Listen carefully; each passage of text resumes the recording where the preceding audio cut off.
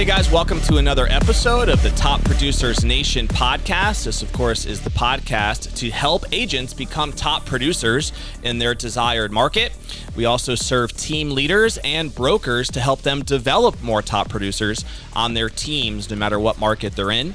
We are powered on the local level by our franchise called Tampa Bay Real Producers, where we feature the top 500 producing agents in Tampa Bay. We also feature brokers and team leaders in this wonderful market here, local in Tampa Bay. We're hanging at our studio on the corner here of Kennedy and West Shore, and our guest today has been featured before in Tampa Bay Real Producers multiple times, actually, and that is none other than Ali St Cyr. How are you, Ali? I'm doing great. It's good to have you here. Thanks for having me. Yeah, of course. It's our pleasure. First time on the podcast, I though. know. I feel like this should have happened years ago, but I'm glad that we finally got you in. And Ali actually runs a team with Gulf Shores Realty. You might know Ali from Ali St Cyr as well, so we'll talk a little bit about that and some of the branding and name changes. But let's talk a little bit first just about your background and how you got interested in real estate, which, if I remember correctly, there's some family connection there. I could be completely off, but I feel like there is. When did you get licensed, and what drew you to this market if you didn't grow up here? Yeah, so I actually did grow up here. So I got my real estate license about 13 years ago, and it actually, sometimes a path leads you to a place you never expected. I used to be in insurance, and they had shut down our division in insurance, and I didn't know what I was going to do. My boyfriend at the time suggested I should get into real estate like 2 weeks before that announcement, and I told him he was stupid. And then, then it came time to make a decision, figure out what I was going to do, and decided to trust in doing something and just taking a leap. And it was the right chapter in my life. I was single, no kids, nothing really to lose. And so jumped in about 13 years ago and started with a local firm here. Yep. And then a few years later started the company. So was it important for you to kind of find some of those early mentors to help you kind of shape those first couple of years and get some actual results? It's funny that you say that, because in the very beginning, and I see it happen with a lot of our younger folks entering into the real estate industry, you want to do it your way. Sure. Right? And so I started off on my own. I'm going to do it my way. I'm going to do it different. And so therefore I struggled a lot in my first year. I think, I took home after expenses about $5,000. So I thought, oh God, I better. The fact that you're even still here is a testament to your perseverance, huh? Yes. I'm a big saver. So luckily I had a good nest egg to get the business started. But after the end of that year, I went back to a mentor who had been in my ear, and I didn't listen to her. And I said, okay, I'm finally ready to listen to you. I tried it my way and it didn't work. Yes. And she set me on the right path. And because it really was at a point where I had to do something different or in real estate, or I had to get out of real estate. And I'm so glad I listened to her. Yeah, that's a huge, I'm sure there's a lot of lessons just from that alone that we can probably talk about on the whole podcast. But I'd like to flush out, when you think back to that, what were some of the biggest mistakes you were making in those early days? And then what changes did you make that started to create the results you wanted? Sure. So it's funny, real estate is something that the general population thinks that they know a lot about. And they watch realtors because, they do a lot of marketing. Sure. And they pick out things that they see other realtors doing, and they instruct you and say, this is what you got to do to be successful, never having actually done it themselves. Yeah. And so they'll say, you got to be a TikTok star. And that's the way that you're going to, succeed in real estate. And you've got to send out the best newsletter that anyone's ever seen. And you've got to, and then I see a lot of these new agents, which I was one of those at the time. I would have all of these initiatives that I'm trying to do all at the same time. And when you have all of those things running at the same time, you do none of them well. Yep. It really gets watered down. Yep. And you have a lack of focus. And I think, once I turned the corner and started listening, not to the general population, but to someone who has actually walked the walk in real estate, that's when things started to turn for me. And I think when you're first starting in your career, you certainly want to make it your own and put your own personality into it. Start with the basics, get the disciplines down, know what you're supposed to be doing every single day from a mentor and someone who has done it, and do it their way. And then slowly start to customize it and make it your own once the disciplines are in place. Yeah. Sometimes we try to do it all at once. What do you think is the most important discipline, if you had to identify one that especially a newer agent needs to put into place right away? Depending on what your business strategy is, if you're working by referral, which is how I built my business, knowing what those touch points are with your customers and making that the number one priority in your day. Because it's funny, when an agent that's new to the business gets one deal, it consumes their entire life. And that's not going to make you an income that's survivable. Yep. So making sure that you put those disciplines of prospecting and relationship building as the number one priority, while also servicing the people that you have in play, it is so important to not get distracted when you have one thing, for it to consume you and for you to put that on the back burner. Yeah. That's just going to leave you with doing one deal at a time forever. Smart advice. And it shows you that you do need to work with people, right? You need to have some leverage in order to be able to do what you just said, serve people the right way. Because I'm assuming that's where an agent would make that mistake, is they feel like they want to serve and have a certain, emotional attachment, I guess, to that one deal, that client. So they want to make sure that experience goes well. But when if that's all on them, that really hinders their ability to keeping the funnel going, right? And moving what's going to really create the business that they want. So going at it as a lone soldier, I think, would be a hard approach to kind of get the results you're talking about. Is that fair? One of the, and it's funny, I remember when I started listening to my mentor, one of the things that you would have an accountability partner. So it's good to bounce things off of someone. And, everyone is motivated differently. I am motivated in that if I'm telling someone else to do something, I better be doing it myself. And you would have to, you could have 5 deals going, and you call your accountability partner and you say, oh, I ran and I did this appraisal, and then I went to the photos on this new listing, and then you talk through all the things that you're doing for your deals. And your accountability partner was supposed to say, how many calls to your prospects did you make today? And if you keep were the like, main didn't thing, I the just main tell thing. you all the things that I was doing with my deals? But if you didn't make your prospecting calls, you had to look at your accountability partner and say, I didn't work today. Yeah, that's huge.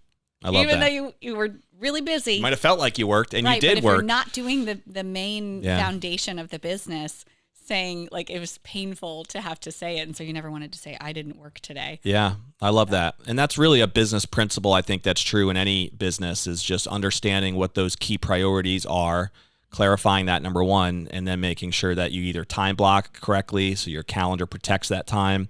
That is a key reason for anybody to be successful, no matter what the business might be.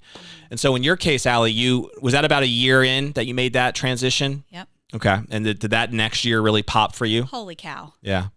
I made a lot more than 5,000, thank goodness.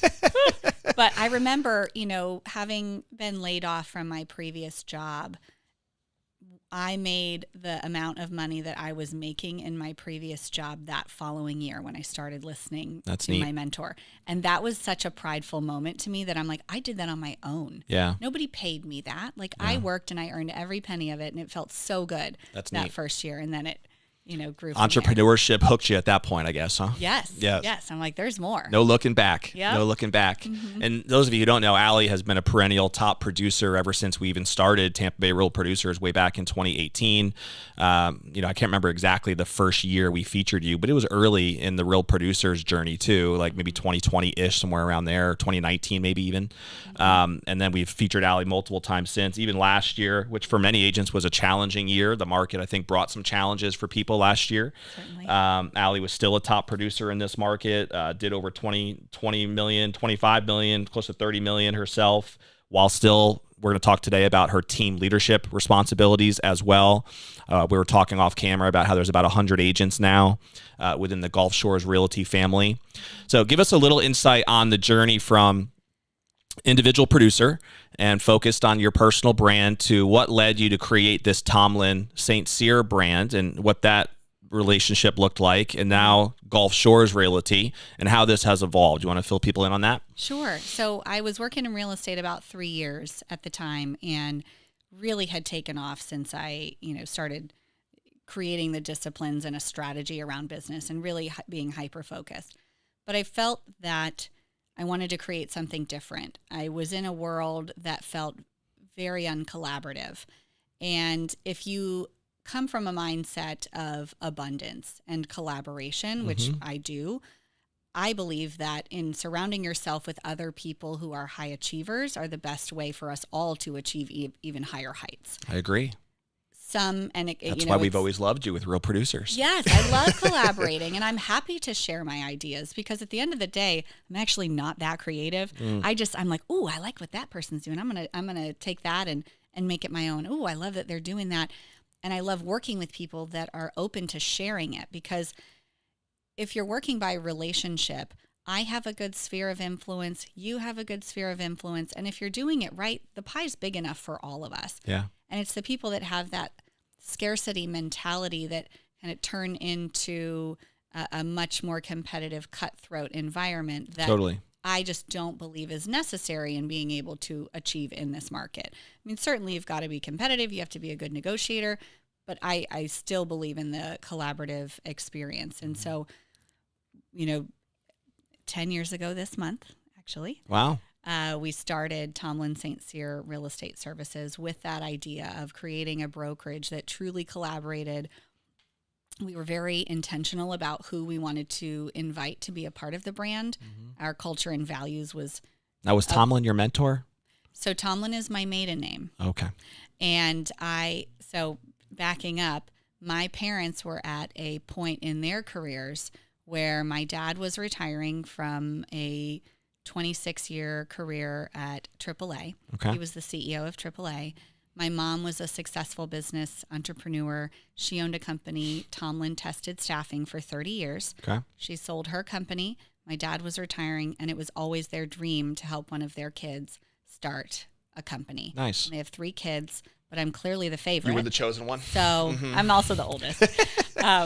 But so, we said, let's do it. And it was funny when I was getting my real estate license, I, started studying, and my dad, this was before we talked about opening the company. He was like, well, I'm going to get my license too. And I was like, why? But he's so good at getting licensing, and, he's a very smart man. So he decided to get his license, and we never knew that it would grow into what it is today. Yeah. But, starting a family business is not for everyone. No, there's a lot of challenges to that. There can be. And we certainly had friction at the beginning, figuring out that dynamic of mom and dad versus like John and Holly. Were your other siblings involved too? No. Just you and your parents? Okay. And so we really had to figure out the hats and find the strengths of each on the team and what we brought as we came together, and respect the lanes that each of us had. Yep. And so it took, my dad, What was your lane? Sales and process, and figuring out what are the actual needs of people in the field and how can we serve our agents best. And so it took some time to figure out our lanes and did you stop producing as well during that time frame? So you were always in production. Yes. That's a challenge in and of itself, right? Is the balance of everything that is required to support a team from a recruiting standpoint, from a support, development, engagement, trying to help them with their business, productivity increases, dealing with underperformance issues, all of that stuff compared to your own client base, and not making sure that they don't feel neglected. Right. And that only, I'm assuming, is possible because you have a great support staff under you as well to kind of support the client piece. Did you find that to be a challenging scenario for you to balance both those things? 100%. Yeah. It's a challenge every day. Piece of cake for you, right? Yeah. And there's always ebbs and flows. And as an agent knows, sometimes it's really busy, it slows, and, and you're trying to manage that. But I remember a very specific moment with my husband where, when you have no boundaries, you just work 24/7. You're always on. And I was at a point where I had one person on my team, and he was like, this is not working. It was every weekend. I was running around, taking phone calls. We just really didn't have time because I was always interrupted. And I think that, unfortunately, I had to get to a burnout stage to realize it's time to grow my team. And it's a hard decision to make because you're so used to doing it all on your own. Yeah. Never really been a manager before at Sure. that point. It's hard to trust people to do the job as well as you can too. Yeah, and everyone thinks they want to be a manager, but not everyone actually Until enjoys they deal with it and is good at being a manager.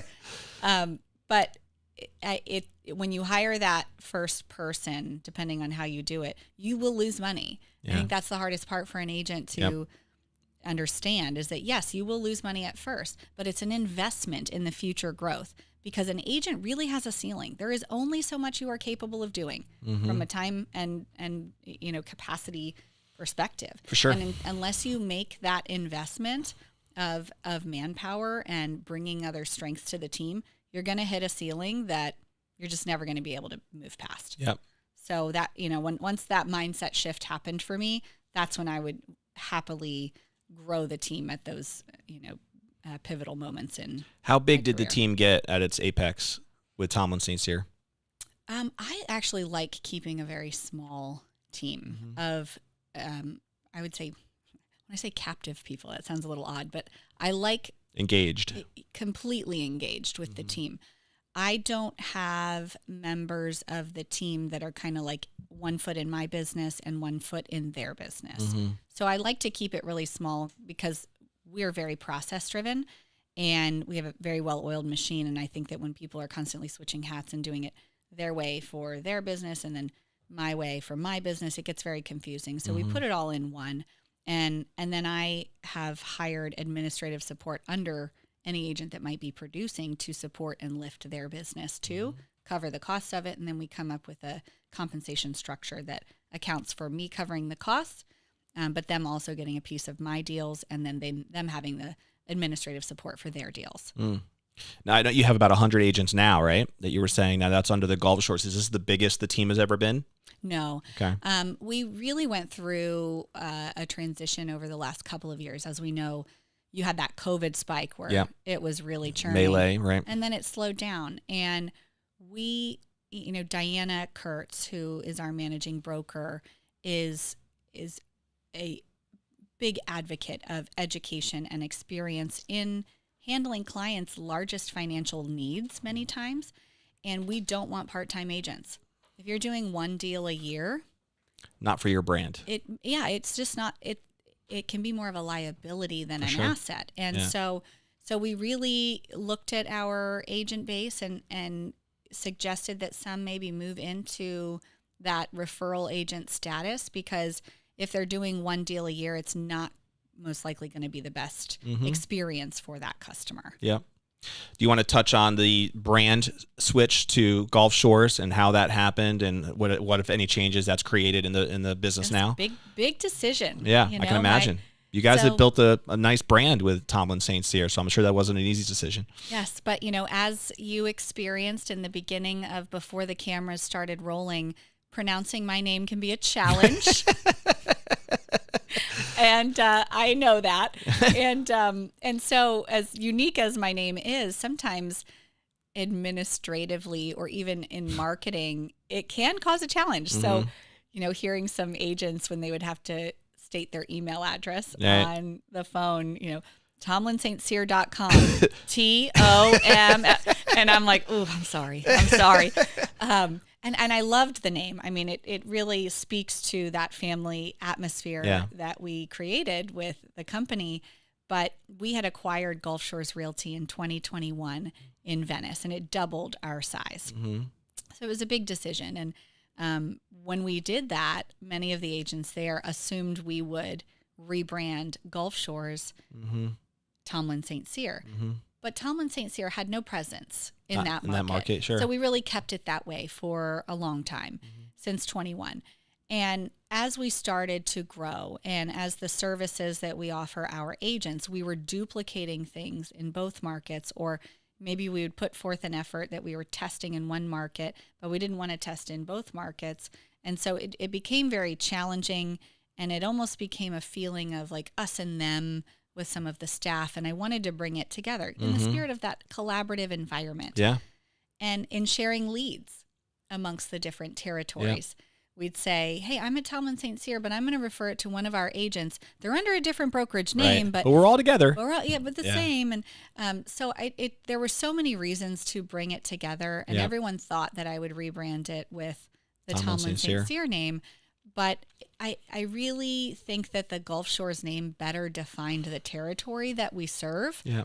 I liked the way There's some good keywords in there. Yes, we really are. Down the Gulf Coast of Florida. Yeah. And overall, the brand I think was more cohesive in running under that name. But the timing of it was a little bit funny because my parents were exiting the company at the time. I was going to ask you that, so they're no longer so involved. People thought like, oh, I'm going to get my maiden name off the sign because they're out of here. And I'm like, that had nothing to do with it at all.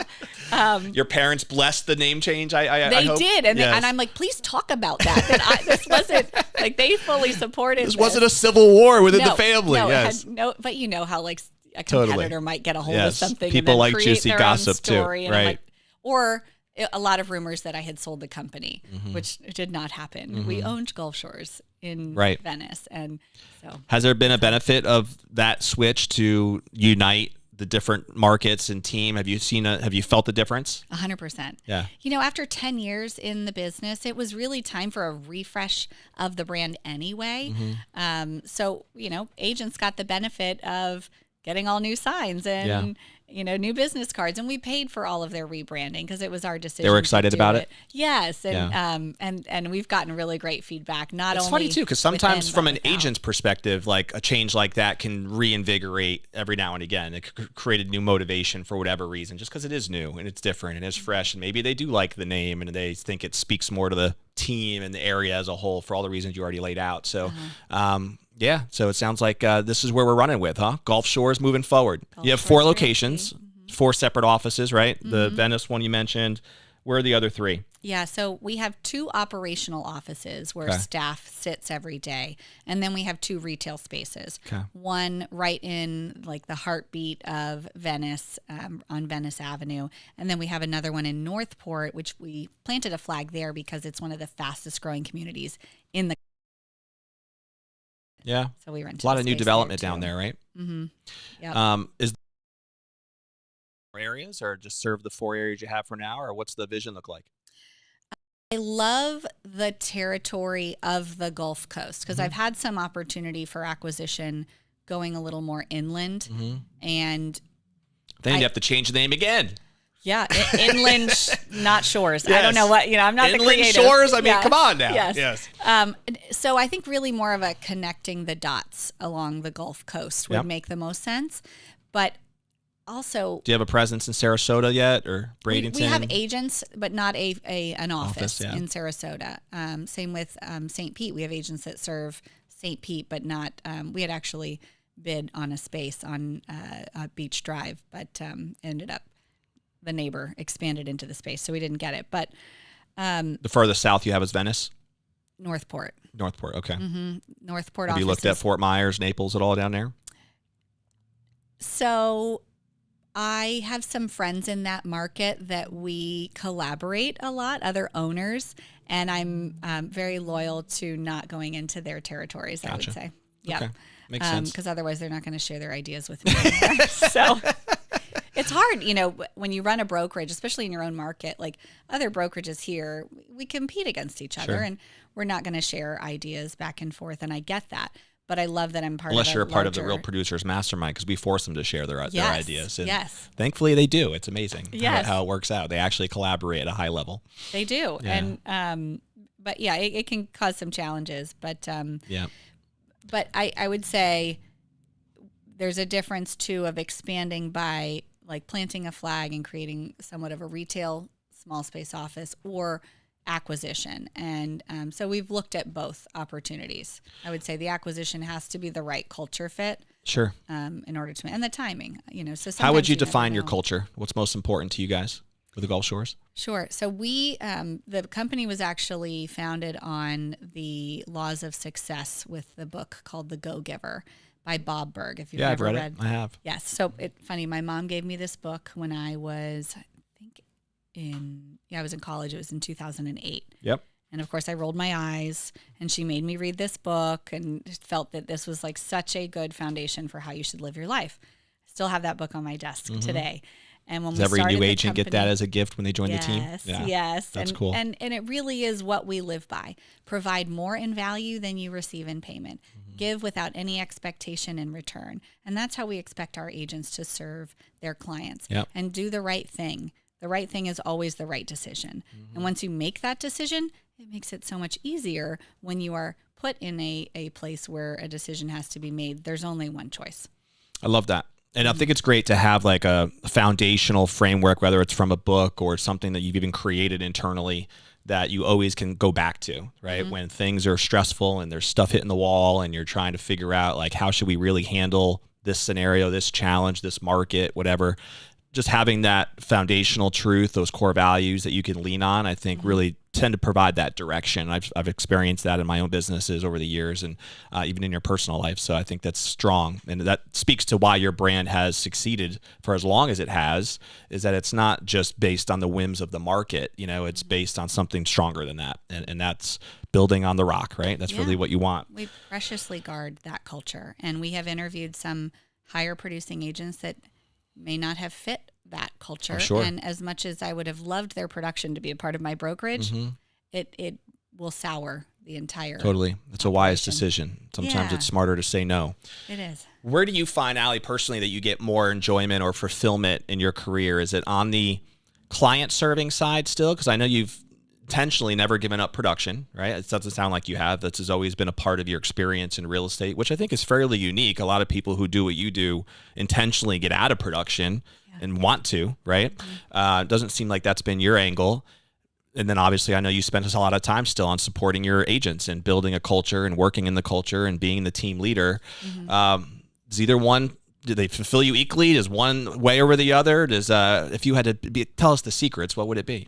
You know, it's funny, you know, I mentioned I collaborate with other owners around the country, and most people just call me a crazy lady who's still trying to wear both hats. And everyone always thought I would give up production, but I'm actually really good at it. And I do like it. And I think that it creates a unique dynamic having the owner also in production, because I get it. I'm not trying to implement things 2 years ago that might have worked for the brokerage that isn't relevant in today's market. I really take my experience to make the brokerage better. I never compete with an agent. I just actually had one the other day. I'd actually gone on a listing appointment. It was on Davis Islands, and another agent of ours, his mom was good friends with the woman, and she had reached out to him, and he called me.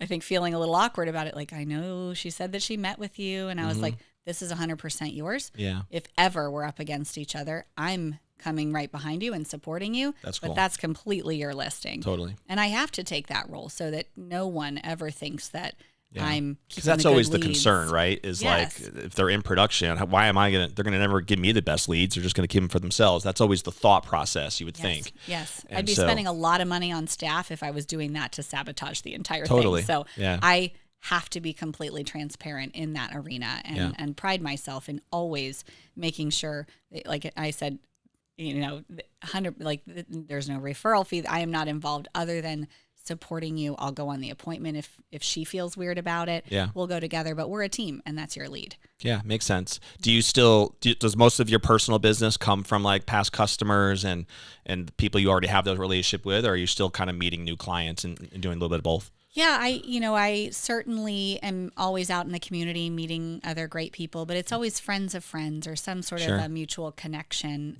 I don't do a lot of marketing to attract new prospects. Yeah, it's a fascinating experience. I'm a big fan of team development and leadership, and I always admire and enjoy having these conversations with leaders that I think have invested in people. And if we had more time on the show, I think I could spend another hour talking just about leadership with you and your experience on that front. So I guess we'll have to have you come back sometime to be able to do that. We'll see how I did today. Yeah, I think you did great. Decide. I think you did well, for my opinion anyway, which doesn't really matter. It's the audience that matters. So hopefully they feel the same way. But a couple quick rapid fire questions for people to get to know you a little bit more on the personal side. One of the questions I always ask is, do you have a favorite book or author, which you might have already answered with The Go-Giver? Is that the one you would recommend? Yes. Okay. Yes. Got it. Yeah. And all the, laws of success are printed around our office to remind us every day. It's a short little read. It's big text, so you can get it done really quickly. Yeah, you definitely can. And then there are some powerful lessons there that if you apply it will make a big difference in a customer service business. Do you have a favorite TV show or movie? I'm really bad at sitting down for long periods of time, I will say. So you're probably going to make fun of me, but I cannot watch very Probably not to your intense face anyway. topics in the evening because I'll like have ruminating dreams on it, like Okay. even silly things.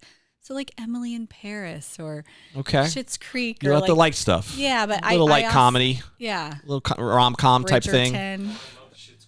Schitt's Creek's so good. Yeah. So you already got a fan over there. It works. Yes. That works. What do you just love to do for fun when you're not working so hard? Is it what keeps you guys? I know you have kids and family, and I'm sure that keeps you busy. What do you guys like to do with your time? I have 2 little boys, and they are wild animals. How old are they now?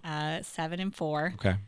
So they certainly keep me busy and active. You know, I get to go home, and I don't get to veg on the couch. We're out in the yard doing something. We love being outside. Yeah. Like, I just, being in the You grass. guys live in South Tampa, right? No, we live in Rocky Point area. We're in Dana Shores. Okay. Been there, second house, same neighborhood. Gotcha. Love it there. But, I realized a few years ago I didn't have any hobbies because my husband is really good at, finding fun things that he enjoys. And he was like, what would you do if you had 2 hours on a Saturday? And when my answer was clean the house, I was so disappointed in myself that I was like, I really just like, I need to be more fun. And so I used to be an athlete and I loved competing in that like What was your sport? environment. I played soccer Okay. growing up. And so although soccer from like the injuries, I'm a little too old to get back into competitive soccer. Got to be pretty fit to stay up with the soccer routine, right? A lot of running out there. Yeah. Getting kicked in the shins and all that stuff, right? So I decided to start taking tennis lessons. Okay. And then joined. Have you converted a to the league pickleball community yet? No, we're like Everybody loves this enemies. pickleball thing now. It's amazing. It really is. So many people are into that now. I like I really enjoy like singles tennis. You need one person. Yeah. You can sign up for an ultimate tennis league and they match you with equal level players and you just figure out a time to go and play. And that has been How often do you get to play? when I'm in the league, it's about once a week. Okay. Cool. I used to play tennis actually myself. I grew up in Connecticut, but we used to have a tennis court right by our house. So there was like a big wall there. Even if I was by myself, you can just smack the ball against the wall and get your kind of game going. So I always enjoyed it. It was fun. Well, it's a good sport for longevity of life, for too. sure. And I started playing more golf, and that's kind of the same thing. You can play that a lot longer for sure versus my baseball career was kind of short-lived. So well, it happens. Pivot to It something happens, else. Rob. Yeah. Now I live vicariously through my boys and get to coach them with baseball instead. So right, that works. in the 90-degree heat. That's right. I'm sure I'll be there soon. And we talked about family briefly, but like when you did have your boys, they're both young, and that must have been a big transition too from like that's a game changer when it comes to running the size of a business that you have to now also being that mom that you wanted. You think about the staff that you have in the business. Is that really where you leaned on that even more heavy to make that balance work? I had to. And I think that's one of the challenges in our business is that when you are the team leader and the rainmaker, I mean, it definitely showed in my production the year that I had my first child. Yeah. It was really a break-even year. My team got paid, and but I had other priorities in that moment. We got done what we needed to, but I wasn't innovating. I wasn't prospecting, and it certainly reflected in my numbers. And so that I think is really difficult when you start doing well in real estate, knowing that you're going to have those ebbs and flows when you are the one bringing in the business. Yeah. Preparing for it as best that you can, but giving yourself some grace in those years is important. Would you consider your career to be very fulfilling today? It is. I have a lot of work to do, though. Yeah. I'm. What's the most important goal you're chasing this year? I would say growing our team of agents with the right people. Okay. People who share in that collaborative spirit. That's Getting been more our agents major- or growing the agents you already have to different levels? Both. Okay. Both, but with the right ones and the ones that really are focused on growing their business. I'm not interested in an agent that's just coming over and wanting to maintain. I'd say just stay where you're at. Yeah. But if you really are interested in innovating and growing your business, that we do support our agents tremendously in helping them as entrepreneurs, not just as an agent, and switching that mindset. I love that. So we are out of time, unfortunately. I'd like to continue talking with you because I think it's always good to have you here. If somebody did want to connect with you, though, Ali, and just learn more about Gulf Shores, about the culture there, about what you guys do to support your agents, what's the best way to do that? Sure, of course. Of course, we have our website. You can always reach out to me personally, or our managing broker, Diana Kurtz. Anyone is always so. Does Diana handle most of the recruiting? We also have someone who handles just recruiting, but we're all involved. At the end of the day, we all have a say in who joins our team, because we all have to collaboratively work together and make sure that it's the right fit and that they feel that we're the right fit for them too. Absolutely. And I'm assuming there's a fairly extensive interviewing process to make sure that that is actually the case, right? Yes. Don't expect to show up in one call, you're already signed up. It's probably not going to work that way. So we're going to put a bow on the episode with our last question, which I call our legacy question. And this is about the time that comes, Ali, and you're sitting on that rocking chair and you're thinking back to the legacy that you would want to be most remembered for, right? Personally or professionally. What do you think would mean the most to you as a successful businesswoman, a leader in the real estate community? What type of legacy do you think you'd want to leave? I think we focus a lot on giving back to the community that has served us so well. And so I love mentorship, not just in careers, but in young adults. And so Big Brother, Big Sister is a huge part of our hearts. And I'd love to integrate more of what we do on a personal side within the brokerage. So we've mentored Mikey. Well, we always called him Little Mike. Now he's 17 and he's towering over me, going into his senior year. But, that's cool. Really promoting giving back in whatever serves your heart. There's so many great organizations out there. We have chosen one that we've stuck with for, 11 years. It might be coming up on 12 years. And he's our family. I call him my bonus son. And helping our agents find out what their passion is to create a more well-rounded and dynamic life, not just focused on business, but what are you also doing to give back to the community that has served you so well? Yeah, I love that. Yeah. Very cool. Well, thank you again for being here. And you can check this episode out, of course, via our YouTube channel. If you haven't already subscribed, just click the little button. That way you'll be notified every time we drop a new episode, which is weekly, with top producers and team leaders and brokers like Ali. But we always like to end each episode with a challenge to the audience. So if there's one thing that you can take away from our conversation today with Ali, what is that one thing that can help propel you forward personally and professionally, so you start building that habit of taking action when you take the time to listen to a podcast or something like this, that makes it more valuable?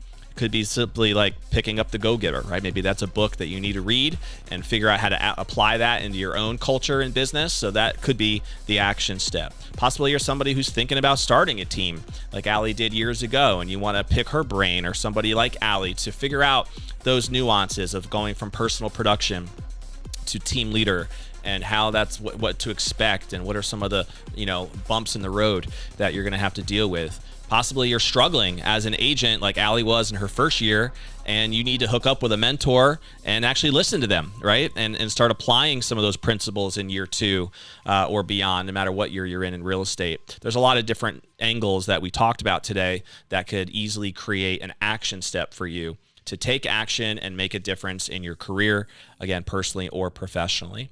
We hope that you follow us at topproducersnation.com so you can learn more about our online community. We have a bunch of resources on there for you as an agent, absolutely for free, to help you grow your business, things to help you grow webinar campaigns if that's something that intrigues you, or video sales letters. Those are 2 components we've been leading into a lot lately to help agents position themselves with a certain authority and making sure they get their message out there the way that they want. So follow us at topproducersnation.com, and we'll see you, of course, on the next episode of the Top Producers Nation podcast. We'll see you later.